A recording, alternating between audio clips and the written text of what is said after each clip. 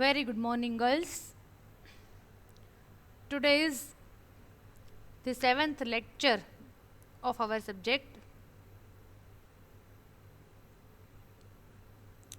We have completed 2 questions in previous lectures. First was definition and characteristics of computer, and second was block diagram of computer. Now the third question would be generations of computer, which we have already started in the last lecture. I had introduced you to the generations of computer in the last lecture. Now today we shall learn generations of computer in detail. This question will not get over today. It will continue in the next lecture. Because generally, if you have observed, then one question will require 2 lectures, right? I hope you are following it properly. તમને લોકોને આ સિસ્ટમમાં આ સ્ટાઇલમાં કંઈ તકલીફ નથી પડતી એવી આશા રાખું છું. એટલા માટે હું એક જે લેક્ચર હોય એમાં બહુ ઓછી કન્ટેન્ટ કવર કરું છું. આપણે સિલેબસ પૂરો કરવાની કોઈ જ ઉતાવળ નથી. એટલા માટે જેટલું એક લેક્ચરમાં કવર થાય એટલું હું 2 લેક્ચરમાં કવર કરું છું. કારણ કે કોલેજ નવી છે, સિસ્ટમ નવી છે, ઓનલાઈન સેશન્સ તમારે ભણવાના છે એ નવું છે, પ્લસ આટલા 8 સબ્જેક્ટ છે. સો આઈ કેન અન્ડરસ્ટેન્ડ કે તમને લોકોને ટાઈમ લાગે બધું કેપ્ચર કરતાં. Plus 2 lectures of each subject in 1 week. એટલે એમ પણ થોડું હજી કોપઅપ થાવ ન થાવ ત્યાં 2 દિવસ પૂરા થઈ જાય. હા, 2 લેક્ચર લઉં ત્યાં થોડું ઘણું સેટ થયું હોય માઇન્ડ, ત્યાં એ વીક પૂરું થઈ જાય, પછી નેક્સ્ટ વીકમાં ટર્ન આવે. એટલે એમ પણ being a human I can understand કે તમને લોકોને જરાક ફેમિલિયર થતાં સેટ થતાં ટાઈમ લાગે. That is why I don't cover much content in every lecture. હા, જે એવું લાગે કે ટોપિક પૂરો થવામાં જ છે તો પછી હું ક્યારેક એવું હોય તો ખેંચી પણ લઈશ, પણ જનરલી હું એવી રીતે જ મેનેજ કરીશ મારો લેક્ચર કે તમને લોકોને ઓવર ન થઈ જાય. ઓકે, પણ અહીંયા ઓનલાઈન છે ત્યાં સુધી જ, ક્લાસમાં પછી ડિમાન્ડ નહીં કરવાની. Okay girls, before starting the lecture let me share a thought with you. So today's thought is, the mind is a wonderful servant but a terrible master. We become what we think about all day long. શું કહેવા માગે છે કે આપણું mind છે ને, brain આપણું, it is a wonderful servant. Wonderful એટલે ખૂબ જ સરસ તમારું કામ કરી આપે એવું નોકર છે. બટ અ ટેરેબલ માસ્ટર, એક ભયાનક માસ્ટર પણ છે. એનો મિનિંગ એમ થયો કે જો તમે ઈચ્છો તો તમારા માઇન્ડ પાસેથી સરસ સારી રીતે કામ લઈ શકો, પણ જો તમે ન ઈચ્છો તો તમારું માઇન્ડ છે એ તમારી પાસેથી કામ લેશે. ઓકે, એટલે આપણા માઇન્ડમાં આપણે જેવું વિચારીએ એવું આપણે આખા દિવસમાં કરીએ. સવારથી આપણે વિચારીએ કે મારે આમ નહીં ને આમ આખા દિવસમાં કરવાનું છે વિથ પ્રોપર પ્લાનિંગ, તો આખો દિવસ તમારું શરીર એ રીતે કામ આપશે જ, તમારું માઇન્ડ પણ એ રીતે પ્રોપરલી વર્ક કરશે. હા, પણ આપણે એમાં હાથ ઉપર હાથ રાખીને બેઠા જ રહી કે હવે મારાથી તો કાંઈ થશે નહીં, મને મજા નથી આવતી, મેળ નથી પડતો, તો ઓબ્વિયસ છે તમારું માઇન્ડ પણ એમ જ વિચારવા માંડશે. ઓકે, એટલે ટૂંકમાં જેવું આપણે વિચારીએ એવા આપણે બનીએ. એટલે હંમેશા સારું જ વિચારવાનું, પોતાનું પણ અને બીજાનું પણ. Okay, Generations of computer. Generation of computer can be characterized by upgradation in computer. Upgradation મતલબ ઇમ્પ્રુવમેન્ટ.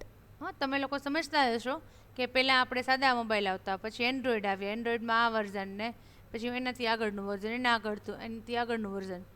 આપણે અપગ્રેડ કેમ મોબાઈલમાં ડિવાઇસમાં કરીએ છીએ, સેમ વે જનરેશન્સમાં જેમ આગળ વધતા ગયા એમ એનું જે વર્ઝન છે આગળ આગળ એ સુધરતું ગયું અને એની જે ફેસિલિટી છે, જે કંઈ પણ સાઇઝ છે, કોસ્ટ છે, પ્રોડક્શન જે પ્રોડક્શનની મેથડ છે મેન્યુફેક્ચરિંગની, બધું જ ધીરે ધીરે ધીરે ઇઝી થતું ગયું જેમ જનરેશન આગળ વધતી ગઈ.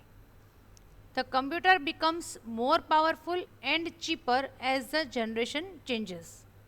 કીધું ને મેં કે એકમાંથી બીજી જનરેશનમાં જાય એટલે કમ્પ્યુટર કેવું પાવરફુલ થતું ગયું અને સસ્તા પણ થતા ગયા. Girls, this is the only one field. આ ટેકનોલોજી છે ને એ એક જ ફિલ્ડ એવું છે કે જેમાં ડે બાય ડે પ્રાઇસ ઘટતા જાય છે. એટલે કે ટેકનોલોજી રિલેટેડ તમે કંઈ પણ વસ્તુ લ્યો તો તમને કાલે મળે એના કરતાં આજે સસ્તી મળે છે. ભાવ વધતા નથી, ઉલટાને ઘટે છે. Why? Because of continuous invention and upgradation. Continuous ચાલુ જ છે, એમાં નવું શોધાય છે, નવું એમાં એડ થાય છે. એટલે તમને નવું, આજથી તમે ધારો કે 10 વર્ષ પહેલાં વિચારો તો કેવા મોબાઈલ ફોન આવતા હતા ને આજે વિચારો તો, એટલે ઇટ ડિપેન્ડ્સ કે નવું જેટલું શોધાય એટલો આપણને વધારે લાભ મળે છે, કસ્ટમરને, એન્ડ યુઝરને પણ એટલો જ લાભ મળે છે. બાકી તમે ગમે તે વસ્તુ લઈ લો, રૂટીનની પ્રાઇમરી નીડ્સથી માંડીને ક્લોઝ, તો બધું જ મોંઘું થતું જાય છે. એની બદલે આ વસ્તુ કેવી થાય છે? સસ્તી થાય છે. There are total 5 generations of computer. Okay guys, there are 5 generations of computer. Right now we are using 5th generation of computer.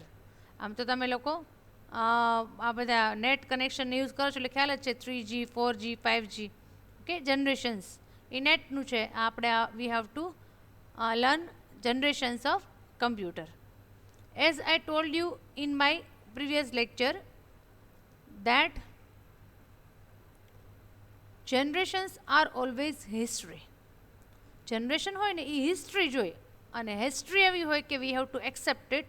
V can not change the history. Whatever is written in book or whatever is written in Google કે wherever, we have to accept it and we have to remember it. So this is the only one question which you have to remember. બાકી બધામાં explanation possible છે, થોડુંક આપણે આપણી રીતે પણ લખી શકીએ તો કંઈ વાંધો ન આવે. પણ ધીસ ક્વેશ્ચન, આ જે પર્ટિક્યુલર ક્વેશ્ચન છે એ 100% હિસ્ટ્રીનો છે. એટલે હિસ્ટ્રીમાં આપણી મેળીને આપણે એડ ન કરી શકીએ કે હવે મને એમ થાય છે કે પહેલી જનરેશનમાં આમ નહીં ને આમ હતું, હા, થર્ડ જનરેશનમાં આમ નહીં આમ હતું, અથવા 5th જનરેશન પહેલાં આવે, થર્ડ જનરેશન પછી આવે. નો, દેટ ઇઝ નોટ પોસિબલ. એ જે હોય એ જ આપણે સ્વીકારી લેવાનું છે. એટલે this is the only one question which you have to remember. જે હું ભણાવું, જે બુકમાં છે એ જ તમારે એક્ઝામમાં લખવાનું થશે. એ સિવાય જાતે કંઈ આમ તો જનરલી કાંઈ જ એડ નહીં કરી શકો. હા, you can write in your language, એ અલગ વસ્તુ છે કે બુકિશ લેંગ્વેજ કે સ્લાઇડની લેંગ્વેજ ફોલો કરવી, it is not compulsory. You can write in your language. Okay, so first generation of computer.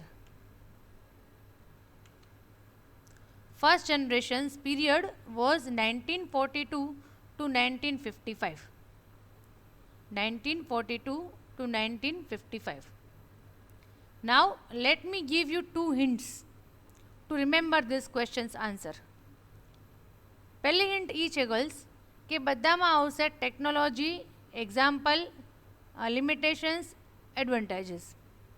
Okay, એટલે કઈ ટેકનોલોજી, એમાં શું યુઝ કરતા હતા એ આવશે, એક્ઝામ્પલ અમુકમાં આવશે, અને advantages and limitations. This is common for all generations. And girls, I tell you this slide will be very much useful to you. Very much useful. Why? Because બુકમાં ડિટેલમાં લખેલું હશે આખું પેરેગ્રાફ ફોર્મેટમાં, and it will be difficult for you to remember if you read the book. But અહીંયા આ જે slides મેં બનાવેલી છે ને એ એકદમ કન્ક્લુડ કરીને પોઈન્ટ વાઇઝ મેં બનાવેલી છે, so that you can easily remember. એટલે તમે લોકો બુક ભલે મળી હોય કે ન મળી હોય, પણ આ સ્લાઇડ્સ છે એ તમારી નોટબુકમાં લખતા જાજો, એટલે this will be very useful. All the topics, all the questions, all the slides, બધી સ્લાઇડ્સ એવી હશે કે જેમાં મેં એકદમ શોર્ટમાં વ્યવસ્થિત ઇઝીલી યાદ રહી જાય તમને લોકોને એવું લખેલું હશે, અને પછી આઈ શેલ એક્સપ્લેન ઇટ. ઓકે, એટલે ફર્સ્ટ હિન્ટ વોઝ ધેટ કે ટેકનોલોજી હશે, એડવાન્ટેજીસ હશે, લિમિટેશન હશે, બધામાં કોમન, ઓલ લેંગ્વેજીસ. 4માં તો ખરું જ, ફર્સ્ટ 4માં, અને 5થમાં તો આપણે જાતે પણ લખી શકીએ, પણ ફર્સ્ટ 4માં common. And second thing, girls, limitation હશે ને એ પ્રીવિયસ જનરેશન છે એના કરતાં નેક્સ્ટ જનરેશનમાં ઓછું હશે. હા, એટલે ઇન શોર્ટ કે next generation will always be better than previous generation. આ તો સાવ કોમન જ રહેશે બધા એમાં. કે ફોર એક્ઝામ્પલ તમને આપું તો અહીંયા એમાં છે, અહીંયા આ ફર્સ્ટ જનરેશનમાં જનરેટેડ મચ હીટ, તો સેકન્ડ જનરેશનમાં શું આવશે કે generated less heat than first generation. Okay, suppose too bulky in size, તો કે આનું જે સાઇઝ છે સેકન્ડ જનરેશનની, it was smaller than first generation. Are you getting? કે પછીની જનરેશન હોય એ પહેલાંના જનરેશન કરતાં અમુક વસ્તુમાં વધારે સારી હોય. સાઇઝ છે, વેઇટ છે, રિલાયબિલિટી છે, હીટ જનરેશન છે, મેન્ટેનન્સ છે, પોર્ટેબિલિટી છે, આ ધીઝ આર કોમન. મેં બધું કોમન જ લીધું છે એટલે તમને બહુ યાદ ન રાખવું પડે. હા, all the points are common. So આ જે પીરિયડ હતો ને, 42માં સૌથી પહેલાં કમ્પ્યુટર આવ્યા અને 55 સુધી. The technology used in these computers was vacuum tubes. Vacuum tubes છે ને એ બહુ જ હીટ જનરેટ કરે. And in one computer there were thousands of vacuum tubes. This is the picture of vacuum tube. Look, this one vacuum tube generates too much heat. Likewise, એ જે first જનરેશનના computer હતા ને એ એકદમ huge હતા, સાઇઝમાં કેટલા મોટા, બહુ જ મોટા, એક આખો રૂમ તમે ઓક્યુપાય કરી લે એટલા મોટા કમ્પ્યુટર હતા. અને એમાં થાઉઝન્ડ્સ ઓફ વેક્યુમ, એક જ કમ્પ્યુટરમાં આવી 1000 વેક્યુમ ટ્યુબ્સ લગાડેલી હોય, તો નેચરલી કે heat generation was very high. બરાબર, આ બધી વેક્યુમ ટ્યુબમાંથી જે કંઈ પણ, કારણ કે એવું કંઈ પ્રોસેસિંગ પાવર તો હતો જ નહીં કમ્પ્યુટર પાસે, બેઝિક સામાન્ય પ્રોસેસ થાય, પણ એના માટે પણ જેમ પાવર હીટ વધારે જનરેશન હોય એમ પાવર કન્ઝમ્પશન વધારે જ હોવાનું છે, ઓબ્વિયસ છે. હા, બે વસ્તુ થાય. સો vacuum tubes were used in first generation computer. Examples of first generation computer: EDSEC, EDVEC, IAS.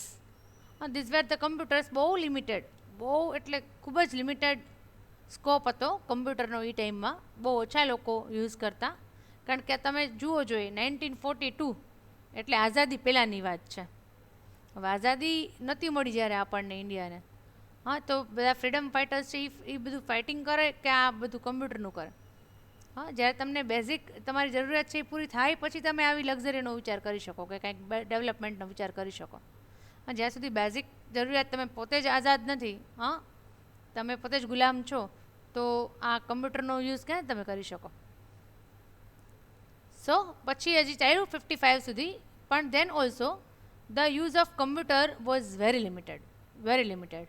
હા, બહુ કદાચ આખા દેશમાં 2 કે 4 જણા 5 જણા યુઝ કરતા હોય એટલો લિમિટેડ હતો. કારણ કે ઓબ્વિયસ છે ગર્લ્સ, આટલી બધી વેક્યુમ ટ્યુબ્સ હોય, આટલું હીટ જનરેશન હોય, તો કોસ્ટ પણ ઊંચી હોવાની છે, પ્રોડક્શન કોસ્ટ ઊંચી હોવાની છે, ઇઝીલી અવેલેબલ પણ ના હોય, આવા બધા પ્રોબ્લેમ્સ હોવાના જ છે. Okay, limitations of first generation: too bulky in size. Bulky એટલે એકદમ મોટું, ખૂબ જ મોટું હોય સાઇઝમાં. Unreliable, it was not reliable. Reliable એટલે જેના ઉપર તમે ટ્રસ્ટ ન મૂકી શકો કે ભાઈ આ જે કંઈ આપણે એને કામ સોંપ્યું છે એ પ્રોપર થશે જ. હા, સ્ટુડન્ટ્સ ઘણા બધા હોય, હજી તો આપણે મળ્યા નથી, ફિઝિકલી મળશું એટલે ખ્યાલ આવશે જ કે ઘણા બધા સ્ટુડન્ટ્સ એવા હોય કે એ બહુ રિલાયેબલ ઇન ધ સેન્સ બધાએ હોય જ, રિલાયેબલ જ હોય, પણ તમે ખબર હોય કે આને મેં આ કામ સોંપ્યું છે ને એટલે એ ડેફિનેટલી થઈ જ જશે. ઘણા લોકો એવા હોય અને ઘણા લોકો એના ઉલટા ઓપોઝિટ ટુ રિલાયેબલ હોય, ઇરિલાયેબલ, કે આને કામ સાહેબ પૂછે એટલે નહીં જ થાય, એ તમને ગેરંટી જોઈએ કે એ નથી જ થવાનું. ઓકે, એ પણ એ અલગ જાતની રિલાયેબિલિટી છે. હા, એ પણ રિલાયેબિલિટી જ છે. એટલે same way this computers were not reliable. Generated much heat. Of course frequent hardware errors because the computers were use. મોટી સાઇઝ હોય તો ઘણા બધા કમ્પોનન્ટ્સ હોય તો હાર્ડવેર વારે વારે બગડી જાય, પ્રોબ્લેમ થાય એની અંદર. હીટ જનરેશન વધારે હોય એટલે પાર્ટ્સ બધા બગડ્યા કરે. It happens. એટલે હાર્ડવેર રિલેટેડ જે એરર છે એ બહુ આવતી હતી શેમાં? ફર્સ્ટ જનરેશન કમ્પ્યુટરમાં. અને ઓબ્વિયસ છે કે હાર્ડવેર રિલેટેડ પ્રોબ્લેમ થાય એટલે મેન્ટેનન્સ કોસ્ટ હાઈ જાય ને. નેક્સ્ટ પોઈન્ટ છે required constant maintenance. Required constant continuous maintenance ચાલુ જ રહીએ. જૂના બિલ્ડિંગમાં કેમ મેન્ટેનન્સ ચાલુ જ રહીએ કે એક વખત આ બગડ્યું, વળી આ બગડ્યું, આ બગડ્યું. સેમ કંઈક બગડતું રહે એટલે તમારે એનું મેન્ટેનન્સ કર્યા જ કરવું પડે. અને મેન્ટેનન્સ કરો એટલે તમને ઓવરઓલ કેવું પડે? એ costly. Non portable. Of course portability તો ઝીરો. પોર્ટેબિલિટી ઝીરો, કારણ કે એટલું મોટું હોય સાઇઝમાં એક રૂમ જેવડું, તો એને કેવી રીતે તમે એક જગ્યાએથી બીજી જગ્યાએ લઈ જઈ શકો? એટલે પોર્ટેબિલિટી હતી જ નહીં. Production was difficult and costly. આટલું મોટું હ્યુજ કમ્પ્યુટર હોય તો પ્રોડક્શન ડિફિકલ્ટ જ થવાનું છે અને મોંઘું જ હતું એટલે તો ઇઝીલી અવેલેબલ નહોતું. કોમન યુઝમાં હતું જ નહીં computer at that time. Limited commercial use. Commercial use એટલે કે ઓફિસમાં અને બિઝનેસમાં અને ટીચિંગ ઇન્સ્ટિટ્યૂટ્સમાં કે ક્યાંય પણ યુઝ થતું હોય ને કહેવાય કમર્શિયલ યુઝ. તો કમર્શિયલ યુઝ બહુ લિમિટેડ હતો, બહુ લિમિટેડ. એટલે નોર્મલ સાવ નાની હોય આપણા જેવી, મતલબ કે આપણે જે ડે ટુ ડે લાઈફમાં જે થતા હોય છે જ્યાં બધી જગ્યાએ કમ્પ્યુટર્સ, એ બધું તો ક્યાંય પ્રશ્ન નથી. પણ બહુ મોટા યુનિટ હોય, મોટી મોટી ફેક્ટરીઝ હોય, હ્યુજ ફેક્ટરીઝ હોય, ત્યાં પણ ઓછો યુઝ હતો. જરૂર હોય તો જ, ન હોય ચાલતું હોય તો ચલાવી લેવાનું. Second generation computers period was 1955 to 1964. અને એમાં ટેકનોલોજી હતી ટ્રાન્ઝિસ્ટર્સ. ટ્રાન્ઝિસ્ટર વર્ડ કદાચ તમે લોકોએ સાંભળેલો હોય, કારણ કે રેડિયો, હવે તો રેડિયો આપણે મોબાઈલમાં જ જો કે હવે તો તમને રેડિયો સાંભળવાનો ટાઈમ પણ નથી હોતો, બધા બહુ બિઝી થઈ ગયા છો. કારણ કે ટ્વિટર ને ઇન્સ્ટા ને FB ને યુટ્યુબ ને આટલું બધું હોય, એમાં ક્યાં રેડિયો બિચારાનું રેડિયોનું કંઈ આવે નહીં હવે. પણ એ રેડિયો જ્યારે આવતા એકલા સિંગલ રેડિયો, એને કહેવાય ટ્રાન્ઝિસ્ટર્સ. કારણ કે એની જે ટેકનોલોજી હોય, એનો પિક્ચર પણ છે આપણી પાસે, ટ્રાન્ઝિસ્ટર છે આ. These are transistors. તો આવા ઘણા બધા ટ્રાન્ઝિસ્ટર્સ જે છે એ ભેગા થઈ અને ઓબ્વિયસ છે વેક્યુમ ટ્યુબની સાઇઝ જુઓ અને ટ્રાન્ઝિસ્ટરની સાઇઝ જુઓ એટલે more components were attached in transistors than vacuum tubes. Advantages: smaller in size. સાઇઝમાં નાના થઈ ગયા હતા કોના કરતાં? ફર્સ્ટ જનરેશન કરતાં. More reliable. એટલે આમ તો 100% રિલાયેબલ તો ન કહેવાય, પણ more compared to first generation it was more reliable. Generated less heat. એટલે ગરમી જે છે, હીટ જનરેટ કરવાનું ઓછું હતું પ્રમાણમાં. પણ તો એટલું ઓછું તો ન જ કહેવાય, કારણ કે એસી ને એ બધું તો જરૂર હતી જ. Calculations were done in micro seconds. એ બેનિફિટ હતો કે સ્પીડ વધી ગઈ હતી. સેકન્ડનો પણ 10મો ભાગ, તો માઇક્રો સેકન્ડમાં કેલ્ક્યુલેશન થતા હતા. Better portability. બેટર પોર્ટેબિલિટી એટલે કે તમારે એક જગ્યાએથી બીજી જગ્યાએ મૂવ કરવું હોય તો થાય ખરું, સાવ ન થાય એવું નહીં. થાય પણ અગેન એમ નહીં કે આજે આ રૂમમાં રાખ્યું ને કાલે બીજા રૂમમાં રાખશું ને પરમ દિવસ બાથરૂમમાં લઈ જશું, એ પોસિબલ નથી. જેમ આપણે મોબાઈલ ને લેપટોપ ને ટેબ્લેટ ને બધું અહીંથી કરીએ છીએ આખો દિવસ ઘરમાં, તો that was not possible. Wider commercial use. એટલે ધીરે ધીરે કમર્શિયલ યુઝ જે છે એ વધવા માંડ્યો, બરાબર. કારણ કે નાની સાઇઝ હોય, રિલાયેબલ હોય અને અફોર્ડ કરી શકતા હોય જે લોકો, એ લોકો ખરીદી શકે. Limitations: protection from heat was required. Protection from heat was required. જેમ મેં કીધું, પ્રોટેક્શન કેવી રીતે મળે? હીટ જ્યાં જનરેટ થતી હોય વધારે, આપણે લોકો સમરમાં હીટ જનરેટ વધારે થતી હોય છે આખા રાજકોટમાં કે ગુજરાતમાં, તો આપણે શું પ્રોટેક્ટ કેવી રીતે કરીએ છીએ આપણી જાતને? By using air conditioner. Right. તો સેમ વે જ્યાં આ કમ્પ્યુટર રાખેલું હોય ત્યાં તમારે એસી રાખવા પડતા. એસી વગર, હા ગર્લ્સ, એક તો મને યાદ છે કે હું ભણતી જ્યારે I started learning computers at that time પણ એવું હતું કે ભાઈ કમ્પ્યુટર હોય ને તો એસી જોઈએ. હા, એસી વગર, કારણ કે ત્યારે થર્ડ જનરેશન હતા કદાચ કમ્પ્યુટરના, એટલે કમ્પ્યુટર એસી વગર ન ચાલે કારણ કે હીટ જનરેટ કરે એટલા માટે. હવે એવું નથી. હવે તમને ખ્યાલ જ છે, તો આપણે મારા ઘરે કમ્પ્યુટર છે તો એવું કમ્પલસરી નથી, એસી હોય તો પણ ચાલે અને ન હોય તો પણ ચાલે. પણ ત્યારે એ બધી આ જૂની જનરેશનમાં એ ચાલતું નહીં. Frequent maintenance was required. Again, કારણ કે આટલા બધા ટ્રાન્ઝિસ્ટર્સ લગાડેલા હોય, હવે એક ટ્રાન્ઝેક્શન બગડી જાય ટ્રાન્ઝિસ્ટર તો પણ તમારી સિસ્ટમ કામ કરે નહીં, એટલે હાર્ડવેર ફેલ્યુઅર આવવાનું જ છે. હાર્ડવેર ફેલ્યુઅર આવે એટલે મેન્ટેનન્સ ઓફકોર્સ કરવું જ પડે. હા, જેમ મોટી વસ્તુ હોય ને, કોઈ પણ વસ્તુ હોય, પછી ઘર હોય, કોઈ બિલ્ડિંગ હોય, કોલેજ હોય કે કોઈ મશીન હોય આપણા ઘરે, મશીન, હા, જેમ મોટી વસ્તુ હોય ને એમ એનું મેન્ટેનન્સ વધારે આવે, આવવાનું જ છે. કારણ કે એમાં વધારે સ્પેર પાર્ટ્સ હોય, એટલે એમાં they are prone to errors. એટલે કે એરર્સના ચાન્સીસ વધવા માંડે. આજે આ પાર્ટ ખરાબ થયો, આજે ઓલો પાર્ટ ખરાબ થયો, એટલે મેન્ટેનન્સ તમારે જરૂર પડવાની જ છે. Production was difficult and costly. Of course production જે છે એ થોડુંક અઘરું હતું, આટલા બધા ટ્રાન્ઝિસ્ટર્સ ભેગા કરી અને બનાવવાનું મશીન, અને કોસ્ટલી થાય જ તે. ઓકે, અને ત્યારે તો ટેકનોલોજીનું હજી ઇન્વેન્શન્સ થયું જ હતું, એટલે મસ્તી ટેકનોલોજી ઇટ સેલ્ફ જ મોંઘી હતી. હા, ટેકનોલોજી શોધવી, નવું નવું કરવું, ઇટ વોઝ ક્વાઇટ કોસ્ટલી. એટલે પછી ટેકનોલોજીનો યુઝ કરી અને તમારે કંઈ મશીન બનાવવું હોય, માર્કેટમાં મૂકવું હોય, તો એ કોસ્ટલી જ થવાનું છે, right. So today we have started generations of computer, in which I introduced you to the generations of computer, એટલે કે generation of computer શું છે એ આપણે જોયું. Then we continued with first generation computer and then second generation of computer. Each generation is better than previous generation. Okay, common વસ્તુ રહેશે technology, advantages and limitations.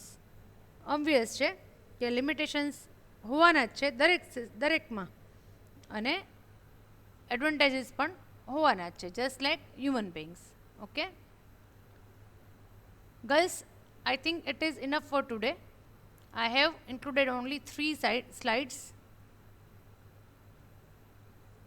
so that you can feel comfortable. And now it is story time.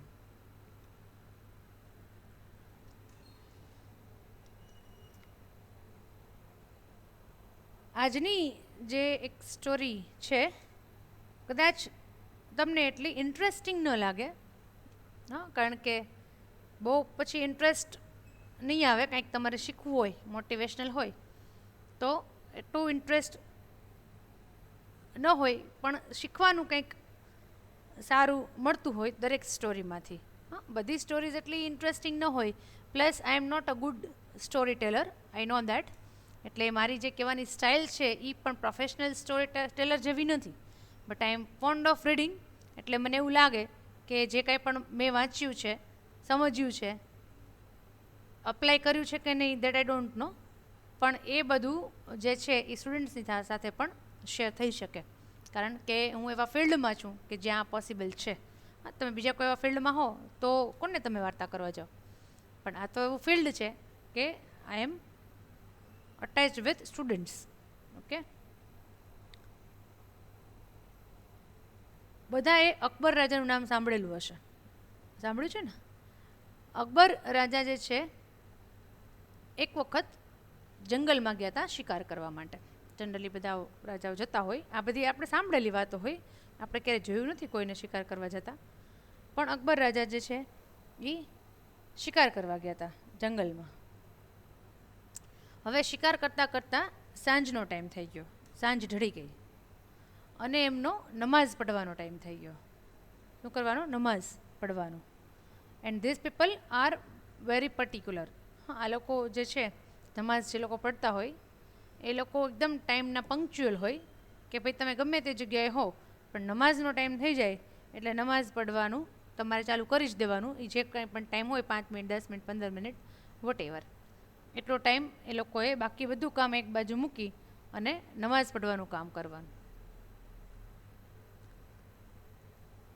એટલે એમણે રસ્તામાં ઘોડો એક side મૂકી અને પોતાની જે હતી સાથે ચાદર આસન પાથરી અને નમાઝ પઢવાનું ચાલુ કર્યું. અકબર તો બધાને ખ્યાલ છે બહુ મોટા રાજા હતા. હવે એમણે જેવું ચાલુ કર્યું ને 2 મિનિટ થઈને તો એક સ્ત્રી, એક લેડી 20-22 વર્ષની, એ દોડતી દોડતી એકદમ આવી અને અકબર રાજા જ્યાં નમાઝ પઢતા હતા એમના સાથે ભટકાઈ ગઈ. આમ ટેબુ આવી ગયું એને અને અટકી ગઈ. એટલે ઓબ્વિયસ છે અકબર રાજાને ખબર તો પડે જ, હા, કે આ વસ્તુ થઈ છે, મને નમાઝ પઢતા પઢતા કોકે ડિસ્ટર્બ કર્યો. અને આફ્ટર ઓલ એ તો રાજા હતા, આફ્ટર ઓલ એ તો રાજા હતા, એટલે એમને તો ગુસ્સો આવવાનો જ છે. એટલે એકદમ નમાઝ પઢતા પઢતા ઊભા થઈને ગુસ્સે થઈ ગયા કે તને ખબર છે કે હું કોણ છું? એ કે, અને તને ખબર છે કે અત્યારે હું શું કરતો હતો? ઓલી સ્ત્રીને કીધું, અત્યારે હું નમાઝ પઢતો હતો. એ કે ભગવાનની બંદગી કરી રહ્યો છું. તને એ ખબર નથી પડતી કે અહીંયા હું આ નમાઝ પઢવા જેવું પવિત્ર કામ કરી રહ્યો છું ને તું મને અહીંયા તો જોતી નથી અને દોડતી દોડતી આવી રીતે જતી રહી. એટલે ઓલી સ્ત્રી તો બિચારી ગભરાઈ ગઈ, કારણ કે મહારાજ આ તો રાજા. એટલે 2 હાથ જોડીને એમણે કીધું રાજાને કે ભાઈ મારી ભૂલ થઈ ગઈ, આઈ એમ એક્સ્ટ્રીમલી સોરી, કે મારો કોઈ એવો ઈરાદો નહોતો તમને ઠેસ પહોંચાડવાનો, પણ મને ખ્યાલ જ ન રહ્યો કે તમે અહીંયા રસ્તામાં નમાઝ પઢી રહ્યા છો, એટલા માટે આવું થયું. હું જરાક ઉતાવળમાં હતી. એટલે અકબર રાજાએ પૂછ્યું કે તું એ વખતે શું ઉતાવળમાં હતી કે તને એ ધ્યાન ન રહ્યું કે આ એક મહારાજ અહીંયા નમાઝ પઢે છે? એટલે એ સ્ત્રીએ અકબર રાજાને એમ કીધું કે મહારાજ, કેટલાય ટાઈમ પછી મારો પતિ જે છે, મારો પ્રિયતમ, એ બહારગામથી, પરદેશથી, એટલે જૂના જમાનામાં તો પરદેશ એટલે દૂર ગામ હોય તો કે ત્યાંથી આવી રહ્યો છે, અને હું એને મળવા માટે એટલી બધી વ્યાકુળ હતી કે મારું ધ્યાન જ ન રહ્યું કે આજુબાજુ શું ચાલી રહ્યું છે. એટલે હું એકદમ દોડતી દોડતી ભાગી અને તમને ભટકાઈ ગઈ, એટલે મારું જરાય ધ્યાન ન રહ્યું. એટલે અકબર રાજા કે એ તો બરાબર છે, પણ તારે એમ થોડું ચાલે, તો તને ભલે એની મળવાની ઉતાવળ હોય પણ એમ થોડું કોઈને ઠેસ વગાડાય. એટલે પછી સ્ત્રીએ સરસ જવાબ આપ્યો. ગર્લ્સ, એ સ્ત્રીએ અકબર રાજાને જવાબ આપ્યો કે માફ કરજો મહારાજ, તમે આટલા મોટા મહારાજ છો, રાજા છો, આખો દેશ સંભાળીને બેઠા છો, પણ મારો જે પ્રિયતમ છે, મારો જે પતિ છે, એ તો સામાન્ય માણસ છે જેના પ્રેમમાં હું એકદમ પાગલ થઈ ગઈ છું, અને જે આટલા ટાઈમથી મને નથી મળ્યા અને જેની સાથે મારું મિલન થવાનું છે, તો એનાથી હું એટલી બધી ડેસ્પરેટ અને ઇવન એક્સાઇટેડ છું કે મારું ધ્યાન ન પડ્યું કે મહારાજ જેવા મહારાજ, રાજા જેવા મહારાજ અહીંયા નમાઝ પઢે છે. એટલે એવું થઈ ગઈ ભૂલ મારાથી. પણ તમે જેની બંદગી કરી રહ્યા હતા એ તો બધાનો પ્રિયતમ છે, હા, બધાનો, આખા દુનિયાનો ગોડ છે, આખા દુનિયાનો ભગવાન છે, એ પરમ પિતા પરમેશ્વર છે, એની તમે તો બંદગી કરી રહ્યા હતા. તો એની બંદગી જે છે એમાં તો તમને દુનિયાનું શું, પોતાની જાતનું પણ ભાન ન હોવું જોઈએ. હા, હું તો સામાન્ય સ્ત્રી છું, મેં તમને ઠેસ પહોંચાડી, એમાં તમે ડિસ્ટર્બ થઈ ગયા. તમે જો ખરેખર ઈશ્વરને, પરમપિતા પરમાત્માને, તમારા અલ્લાહને ખરેખર જો દિલથી બંદગી કરતા હો, 100% તમારું ઇન્વોલ્વમેન્ટ એમાં જો હોય, તો તમે મારા જેવી સામાન્ય સ્ત્રીની કોઈ પણ હરકતથી ડિસ્ટર્બ થવા ન જોઈએ. રાઈટ? પૂરેપૂરા કોન્સન્ટ્રેશનથી તમારે એ કામ કરવું જોઈએ. એટલે અકબર રાજા જે છે એ એકદમ માની ગયા. અકબર રાજા એકદમ kind, he was very kind and down to earth. એટલે એમણે પણ સ્ત્રીની હાથ જોડીને માફી માંગી કે હા, તારી વાત એકદમ સાચી છે કે જો હું આ પરમાત્માની જો બંદગી કરતો હતો, અલ્લાહની બંદગી કરતો હતો, ત્યારે મારું એમાં ધ્યાન ન હોય, 100% કોન્સન્ટ્રેશન ન હોય, તો મારી બંદગી ક્યારેય ભગવાનને પહોંચે નહીં. ઓકે, એટલે girls, moral of the story is this, કે જ્યારે કોઈ પણ કામ કરો છો, નાનું એવું પણ કામ કરો છો, એ 100% ડેડિકેશનથી, કોન્સન્ટ્રેશનથી કરો. ભલે પછી એ તમારી પ્રેયર ન હોય, બંદગી ન હોય, પણ કોઈ પણ કર્મ, નાનું મોટું, ઘરમાં પણ આપણે કંઈ પણ કામ કરીએ છીએ, ચા બનાવવા જેવું કે લીંબુ શરબત બનાવવા જેવું કામ, કે ભણવાનું કામ, કે અત્યારે આ વિડીયો વોચ કરવાનું કામ, કોઈ પણ કામ નાનામાં નાનું કામ હોય ને, એને આપણે આપણી ભગવાનની પ્રાર્થના છે એમ સમજીને જ કરવાનું. તો કોઈ પણ કર્મ તમે ભલે ગમે તેવા એફર્ટ્સ લીધા હોય, કે તમને આવડતું ન હોય, પણ જો તમે એ પ્રેયર કરો છો, એ દ્રષ્ટિથી કરશો, તો હંમેશા એનું તમને રિઝલ્ટ, આઉટપુટ છે એ સારું જ મળશે. Okay, I think you enjoyed the lecture and the story. We shall meet in the next lecture. Till then, take care of yourself. Thank you all. Goodbye.